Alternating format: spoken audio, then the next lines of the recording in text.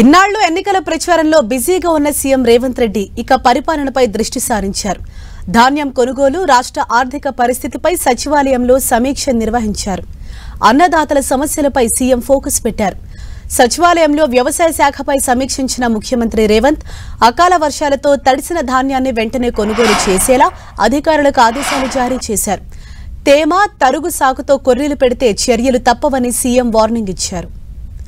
Kharif season వస్తుండటంతో రైతులకు విత్తనాలు, ఎరువులను అందుబాటులో ఉంచాలని సూచించారు సీఎం రేవంత్.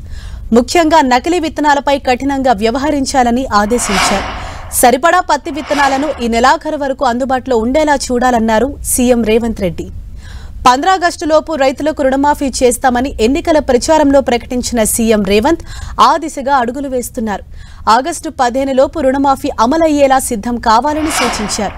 దీనికోసం త్వరలోనే బ్యాంకర్స్తో మీటింగ్ ఏర్పాటు చేసి ఒకేసారి అన్నదాతలను రుణ విముక్తుల్ని చేసేలా చర్యలు తీసుకుంటామన్నారు సీఎం రేవంత్. ఇక ఈ వానాకాలం నుంచి రైతులకు ఎకరాకి 7,500, రైతు కూలీలకు, రైతుదారులకు రైతు భరోసా ఇస్తామని కాంగ్రెస్ ప్రభుత్వం ప్రకటించిన సంగతి తెలిసింది. కేబినెట్ సబ్ కమిటీ రిపోర్ట్ తీసుకున్న తర్వాత దీనిపై తుది నిర్ణయం తీసుకుంటామని సీఎం రేవంత్ రెడ్డి తెలిపారు.